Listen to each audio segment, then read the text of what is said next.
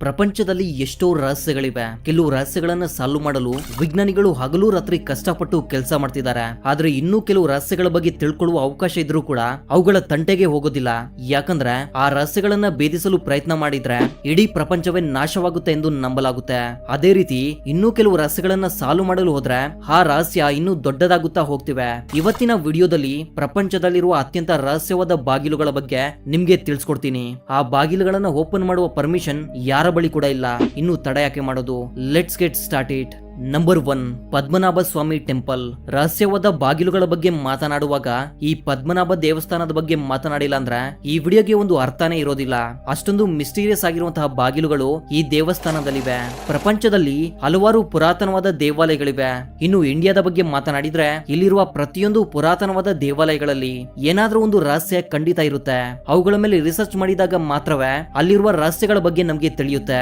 ಅಂತಹ ರಹಸ್ಯವಾದ ದೇವಾಲಯಗಳಲ್ಲಿ ಈ ಪದ್ಮನಾಭ ಸ್ವಾಮಿ ದೇವಾಲಯ ಕೂಡ ಒಂದು. ನಿಮ್ಗೆ ಗೊತ್ತಾ, ಪ್ರಪಂಚದಲ್ಲಿರುವ ಅತ್ಯಂತ ಶ್ರೀಮಂತವಾದ ದೇವಾಲಯ ಇದು. ಜೊತೆಗೆ ಈ ದೇವಾಲಯದಲ್ಲಿ ಬಂಗಾರದ ಕವಚಗಳನ್ನು ಕೂಡ ಬಳಸಲಾಗಿದೆ.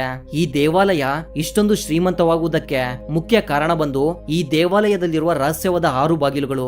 2011ಕ್ಕಿಂತ ಮೊದಲು ಈ ರಹಸ್ಯವಾದ ಬಾಗಿಲುಗಳ ಬಗ್ಗೆ ಯಾರಿಗೂ ಸರಿಯಾದ ಮಾಹಿತಿ ಗೊತ್ತಿರಲಿಲ್ಲ. ತುಂಬಾ ವರ್ಷಗಳ ಹಿಂದೆ ಟ್ರಾವನ್ಕೋರ್ನ ಮಹಾರಾಜ ಈ ಬಾಗಿಲುಗಳನ್ನ ಬಂಧಿಸಿದ್ರು. ಈ ಬಾಗಿಲುಗಳ ಹಿಂದೆ ಏನನ್ನ ಬಚ್ಚಿಟ್ಟಿದ್ದಾರೆ ಅನ್ನೋದು ಒಂದು ರಹಸ್ಯವಾಗಿತ್ತು. ಇಲ್ಲಿ ಆಶ್ಚರ್ಯಕರ ಸಂಗತಿ ಏನಂದ್ರೆ ಈ ಬಾಗಿಲುಗಳನ್ನ ತೆರೆಯಲು ಪ್ರಯತ್ನಿಸಿದವರು ಸತ್ತು ಹೋಗ್ತಾರೆ ಅನ್ನುವ ಸುದ್ದಿ ಕೂಡ ಇತ್ತು. ಇದೇ ಕಾರಣಕ್ಕೆ ಈ ಬಾಗಿಲುಗಳನ್ನ ತೆರೆಯುವ ಸಾಹಸ ಯಾರು ಮಾಡಲಿಲ್ಲ. ಕೊನೆಗೆ 2011ರಲ್ಲಿ ಈ ಬಾಗಿಲುಗಳನ್ನ ತೆರೆಯಲು ಗವರ್ನಮೆಂಟ್ ಇಂದ ಪರ್ಮಿಷನ್ ಸಿಗುತ್ತೆ. ಈ ದೇವಾಲಯದಲ್ಲಿದ್ದ 6 ರಹಸ್ಯವಾದ ಬಾಗಿಲುಗಳಲ್ಲಿ 5 ಬಾಗಿಲುಗಳು ಮಾತ್ರ ಒಂದೇ ರೀತಿ ಇದ್ವು. ಆದ್ರೆ 6ನೇ ಬಾಗಿಲು ತುಂಬಾ ವಿಭಿನ್ನವಾಗಿತ್ತು. ಈ ಬಾಗಿಲಿನ ಮೇಲೆ ತುಂಬಾ ವಿಚಿತ್ರವಾದ ಪ್ಯಾಟರ್ನ್ಸ್ ಕೂಡ ಇದ್ವು. ಅದನ್ನ ನೋಡ್ತಾ ಇದ್ರೆ ಏನೋ ತಿಳಿಯದ ಭಯ ಹುಟ್ಟಿಕೊಳ್ಳುತ್ತೆ. ತುಂಬಾನೇ ಕಷ್ಟಪಟ್ಟು 5 ಬಾಗಿಲುಗಳನ್ನ ಓಪನ್ ಮಾಡ್ತಾರೆ. ಇವುಗಳಲ್ಲಿ ಎಷ್ಟೊಂದು ದೊಡ್ಡ ನಿಧಿ ಸಿಗುತ್ತೆ ಗೊತ್ತಾ? ಆ ನಿಧಿಯನ್ನ ನೋಡಿದವರಿಗೆ ಅದನ್ನ ನಂಬುವುದಕ್ಕೆ ಕಷ್ಟವಾಗುತ್ತೆ. 5 ರೂಮ್ ನ ಒಳಗೆ ಸಿಕ್ಕ ನಿಧಿಯನ್ನ ಒಟ್ಟುಗೂಡಿಸಿದ್ರೆ ಕೆಲವು ಬಿಲಿಯನ್ ಡಾಲರ್ಸ್ ಗಿಂತ ತುಂಬಾನೇ ಹೆಚ್ಚಿರುತ್ತೆ. ನಿಮ್ಗೆ ಸಿಂಪಲ್ ಆಗಿ ಹೇಳ್ಬೇಕು ಅಂದ್ರೆ ಇಡೀ ಭಾರತ ದೇಶದ ಪ್ರಜೆಗಳನ್ನೆಲ್ಲ ಶ್ರೀಮಂತರಾಗಿ ಮಾಡಬಹುದಾಗಿತ್ತು. ಅಷ್ಟೊಂದು ದೊಡ್ಡ ನಿಧಿ ಸಿಕ್ಕಿದೆ. ಆದ್ರೆ ಈ ನಿಧಿ ಕೇವಲ ಈ ಪದ್ಮನಾಭ ಸ್ವಾಮಿ ದೇವಾಲಯಕ್ಕೆ ಮಾತ್ರ ಸೇರಿದ್ದು. ಇದರಿಂದ ಈ ನಿಧಿಯನ್ನ ತುಂಬಾನೇ ಸುರಕ್ಷಿತವಾಗಿಟ್ಟಿದ್ದಾರೆ. ಗವರ್ನಮೆಂಟ್ ಗೆ ಕೂಡ ಈ ನಿಧಿಯನ್ನ ಬಳಸಿಕೊಳ್ಳುವ ಪರ್ಮಿಷನ್ ಇಲ್ಲ. ಇನ್ನು ಉಳಿದದ್ದು 6ನೇ ಬಾಗಿಲು. ಈ ಬಾಗಿಲನ್ನ ತೆರೆಯಲು ಯಾರಿಂದಾನೂ ಸಾಧ್ಯವಾಗಲಿಲ್ಲ. ಯಾಕಂದ್ರೆ ಈ ಬಾಗಿಲಿಗೆ ನಾಗಬಂಧನವನ್ನ ಹಾಕಲಾಗಿದೆ. ಈಗಿನ ಪಂಡಿತರಿಗೆ ಈ ಬಂಧನವನ್ನ ಭೇದಿಸಲು ಬೇಕಾಗುವ ಮಂತ್ರಗಳ ಬಗ್ಗೆ ಸರಿಯಾಗಿ ಗೊತ್ತಿಲ್ಲ. ಇದನ್ನ ಮೀರಿ ಕೂಡ ಯಾರಾದ್ರೂ ಈ ಬಾಗಿಲನ್ನ ತೆರೆಯುವ ಪ್ರಯತ್ನ ಮಾಡಿ ಕೊನೆಗೆ ತೆರೆದೇ ಬಿಟ್ರೆ ಇಡೀ ಪ್ರಪಂಚವೇ ಪ್ರಳಯವಾಗುತ್ತೆ ಅಂತ ನಂಬಲಾಗುತ್ತೆ. ಈ ಬಾಗಿಲಿನ ಬಳಿ ಸಮುದ್ರದ ಅಲೆಗಳ ಶಬ್ದ ಕೂಡ ಕೇಳಿ ಬರುತ್ತಂತೆ. ಇಲ್ಲಿ ವಿಚಿತ್ರವೇನು ಅಂದ್ರೆ ಸಮುದ್ರ ದೇವಾಲಯದಿಂದ ತುಂಬಾನೇ ದೂರದಲ್ಲಿದೆ. ಏನೇ ಆಗ್ಲಿ ಈ ದೇವಾಲಯದಲ್ಲಿರುವ ಬಾಗಿಲು ಪ್ರಪಂಚದಲ್ಲಿರುವ ಅತ್ಯಂತ ರಹಸ್ಯವಾದ ಬಾಗಿಲಾಗಿದೆ. Number 2, Springs Hotel. ಎಲ್ಲಾ ಸಿಟಿಗಳಲ್ಲೂ ಹೋಟೆಲ್ಸ್ ಗಳು ಇರ್ತವೆ. ಟ್ರಾವೆಲ್ ಮಾಡುವಾಗ ಈ ಹೋಟೆಲ್ಸ್ ಗಳಲ್ಲಿ ಸ್ಟೇ ಆಗ್ತಾರೆ. ಈಗ ನೀವು ನೋಡುತ್ತಿರುವ ಈ ಹೋಟೆಲ್ ಪ್ರಪಂಚದಲ್ಲಿರುವ ಮಿಸ್ಟೀರಿಯಸ್ ಹೋಟೆಲ್ ಗಳಲ್ಲಿ ಇದು ಕೂಡ ಒಂದು. ಇದರ ಹೆಸರು BNEFF ಸ್ಪ್ರಿಂಗ್ಸ್ ಹೋಟೆಲ್ ಹಾಗೂ ಇದು ಕೆನಡಾದಲ್ಲಿದೆ. ಈ ಹೋಟೆಲ್ ನಲ್ಲಿರುವ ರೂಮ್ ನಂಬರ್ 873 ಅನ್ನ ಕಂಪ್ಲೀಟ್ ಆಗಿ ಸೀಲ್ ಮಾಡಲಾಗಿದೆ. ಈ ಬಾಗಿಲನ್ನ ತೆರೆಯುವ ಪ್ರಯತ್ನ ಯಾರು ಮಾಡೋದಿಲ್ಲ. ಯಾಕಂದ್ರೆ ಕೆಲವು ವರ್ಷಗಳ ಹಿಂದೆ ಒಂದು ಫ್ಯಾಮಿಲಿ ಕೆನಡಾಗೆ ಬಂದಿತ್ತು. ಇದೇ ಹೋಟೆಲ್ ನಲ್ಲಿ ರೂಮ್ ಅನ್ನ ಕೂಡ ಬುಕ್ ಮಾಡಿರ್ತಾರೆ.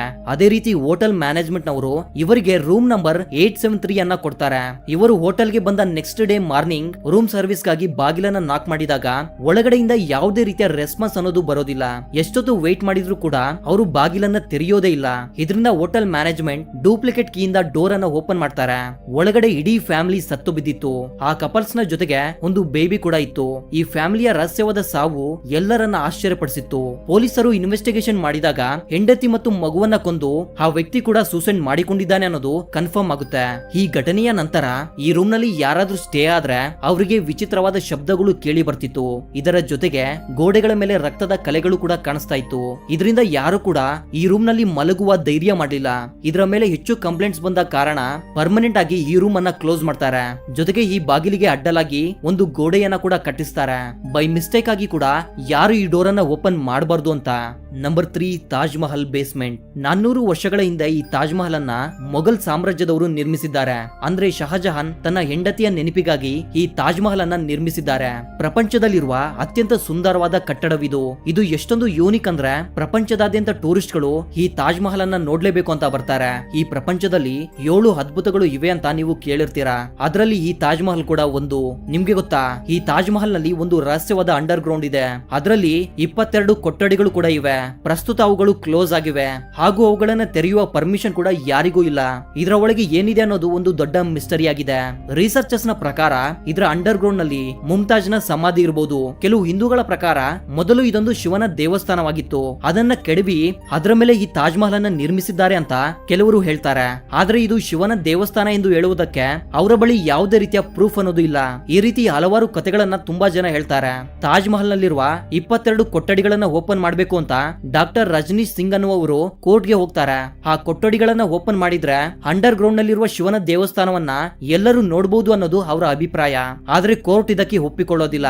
ಕೆಲವು ಆರ್ಟಿಕಲ್ಸ್ ಪ್ರಕಾರ 1900ರವರೆಗೂ ಈ ಬಾಗಿಲುಗಳು ಓಪನ್ ಆಗಿದ್ವು. ಕೆಲವು ಸೆಕ್ಯೂರಿಟಿ ರೀಸನ್ಸ್ ಇಂದ ಇವುಗಳನ್ನ ಕ್ಲೋಸ್ ಮಾಡಲಾಗಿದೆ. ಹಾಗಂತ ಪರ್ಮನೆಂಟ್ ಆಗಿ ಕೂಡ ಕ್ಲೋಸ್ ಮಾಡಿಲ್ಲ.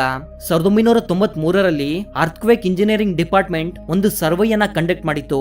ಆ ಟೈಮ್ ನಲ್ಲಿ ಈ ಬಾಗಿಲುಗಳನ್ನ ಓಪನ್ ಮಾಡಲಾಗಿತ್ತು. ಅಲ್ಲಿ ಯಾವುದೇ ರೀತಿಯ ಹಿಂದೂ ದೇವರ ವಿಗ್ರಹಗಳು ಇರಲಿಲ್ಲ. ಫೈನಲಿ ಹೇಳುವುದೇನೆಂದ್ರೆ ತಾಜ್ ಮಹಲ್ ನ ಅಂಡರ್ ಗ್ರೌಂಡ್ ನಲ್ಲಿ ಯಾವುದೇ ರೀತಿಯ ರಹಸ್ಯಗಳು ಇಲ್ಲ. ತಾಜ್ ಮಹಲ್ ನ ಬಗ್ಗೆ ಒಂದೇ ಒಂದು ರಹಸ್ಯ ಇದೆ. ಅದೇ 400 ವರ್ಷಗಳ ಹಿಂದೆ ಈ ಅದ್ಭುತವಾದ ಕಟ್ಟಡವನ್ನ ಹೇಗೆ ಕಟ್ಟಿದ್ದಾರೆ ಅಂತ.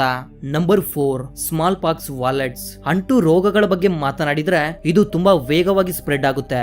ಅಂದ್ರೆ ಕರೋನಾಗಿಂತ ತುಂಬಾನೇ ಡೇಂಜರ್ಸ್ ಇದು. ಚರಿತ್ರೆಯನ್ನ ನೋಡಿದ್ರೆ ಈ ರೀತಿಯ ಹಲವಾರು ಅಂಟು ರೋಗಗಳು ಬಂದು ಮನುಷ್ಯರ ಪ್ರಾಣವನ್ನ ತೆಗೆದುಕೊಂಡು ಹೋಗಿವೆ. ಉದಾಹರಣೆಗೆ ಸ್ಮಾಲ್ ಪಾಕ್ಸ್ ಕೂಡ ಒಂದು. ಇದು ತುಂಬಾನೇ ಡೆಡ್ಲಿ ಆಗಿರುವ ವೈರಸ್. ಈ ವೈರಸ್ ಏನಾದ್ರೂ ಬಂದ್ರೆ ದೇಹವೆಲ್ಲ ಈ ರೀತಿ ಗುಳ್ಳೆಗಳು ಫಾರ್ಮ್ ಆಗುತ್ತೆ. ಜೊತೆಗೆ ಭಯಂಕರವಾದ ನೋವನ್ನ ಕೂಡ ಕೊಡುತ್ತೆ. ಈ ಡಿಸೀಸ್ ಇಂದ ಮನುಷ್ಯನ ಇಂಟರ್ನಲ್ ಆರ್ಗನ್ಸ್ ಫೇಲ್ ಆಗುತ್ತೆ. ಇದರಿಂದ ಮನುಷ್ಯನ ಡೆತ್ ಕೂಡ ಆಗುತ್ತೆ. ಈ ಡಿಸೀಸ್ ಇಂದ ಲಕ್ಷಾಂತರ ಜನರ ಪ್ರಾಣ ಹೋಗಿದೆ. ಇದರಲ್ಲಿ ಆಗಿನ ರಾಜರು ಕೂಡ ಇದ್ರು. ಇದರ ಮೊದಲ ವ್ಯಾಕ್ಸಿನ್ ಅನ್ನ ಎಡ್ವರ್ಡ್ ಜೆನ್ನರ್ ಅನ್ನುವ ವ್ಯಕ್ತಿ ಕಂಡು ಹಿಡಿದಿದ್ರು. ಆ ಸಮಯದಲ್ಲಿ ತುಂಬಾ ಜನರ ಪ್ರಾಣವನ್ನ ಈ ವ್ಯಾಕ್ಸಿನ್ ಕಾಪಾಡುತ್ತೆ. ಆದ್ರೆ ನಿಮ್ಗೆ ಗೊತ್ತಾ, ಅಮೆರಿಕ ಮತ್ತು ರಷ್ಯಾದ ಮಿಲಿಟರಿಯ ಬಳಿ ಸ್ಮಾಲ್ ಪಾಕ್ಸ್ ವಾಲೆಟ್ಸ್ ಇವೆ. ಈ ವಾಲೆಟ್ಸ್ ಅನ್ನ ತುಂಬಾನೇ ಸೀಕ್ರೆಟ್ ಆದ ಪ್ರದೇಶದಲ್ಲಿ ಇಟ್ಟಿದ್ದಾರೆ. ಇವುಗಳ ಬಗ್ಗೆ ಯಾರ ಬಳಿ ಕೂಡ ಸರಿಯಾದ ಮಾಹಿತಿ ಇಲ್ಲ.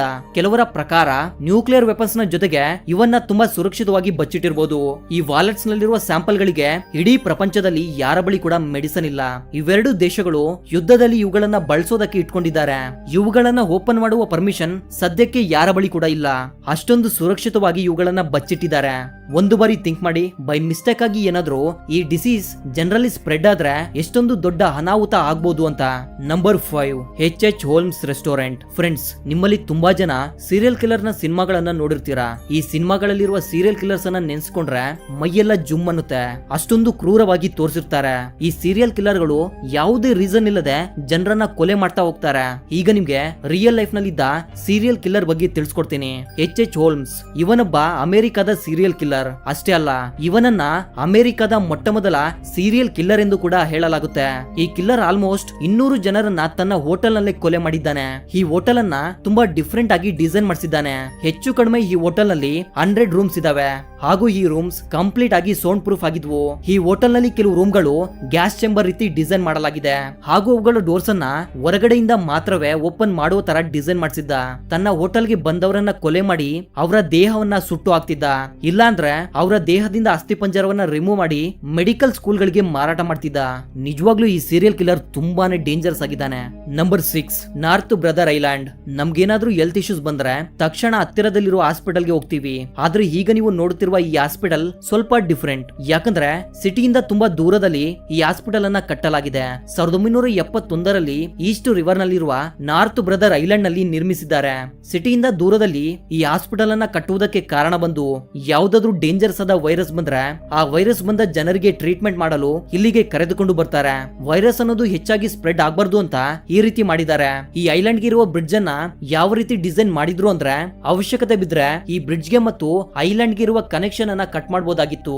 ಆದ್ರೆ 1904ರಲ್ಲಿ ಒಂದು ಫೈರ್ ಆಕ್ಸಿಡೆಂಟ್ ಆಗಿ ಇಡೀ ಹಾಸ್ಪಿಟಲ್ ಸುಟ್ಟು ಹೋಗುತ್ತೆ ಹಾಗೂ 111 ಜನ ಸುಟ್ಟು ಬೂದಿ ಆಗ್ತಾರೆ. ಈ ಘಟನೆಯ ನಂತರ ಈ ಹಾಸ್ಪಿಟಲ್ ಅನ್ನ ಪರ್ಮನೆಂಟ್ ಆಗಿ ಕ್ಲೋಸ್ ಮಾಡಲಾಗುತ್ತೆ.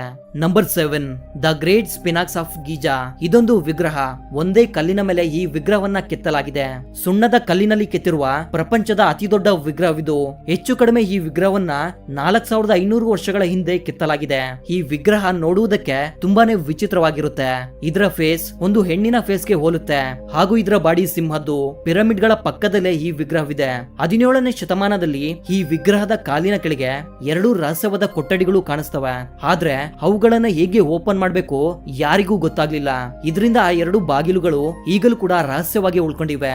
ಆ ಕೊಠಡಿಯಲ್ಲಿ ಮನುಷ್ಯನ ಹುಟ್ಟಿನ ಬಗ್ಗೆ ಹಾಗೂ ಪಿರಮಿಡ್ ಗಳನ್ನ ಹೇಗೆ ಕಟ್ಟಿದ್ದಾರೆ ಅನ್ನುವ ಇನ್ಫಾರ್ಮೇಶನ್ ಇರಬಹುದು ಅಂತ ಕೆಲವರ ಅಭಿಪ್ರಾಯ. So that was the info my dear thinkers. ಮತ್ತೊಂದು ಇಂಟ್ರೆಸ್ಟಿಂಗ್ ಆದ ವಿಡಿಯೋ ಜೊತೆ ಮತ್ತೆ ಸಿಗ್ತೀನಿ. ಅಲ್ಲಿವರೆಗೂ ಜೈ ಹಿಂದ್, ಜೈ ಕರ್ನಾಟಕ.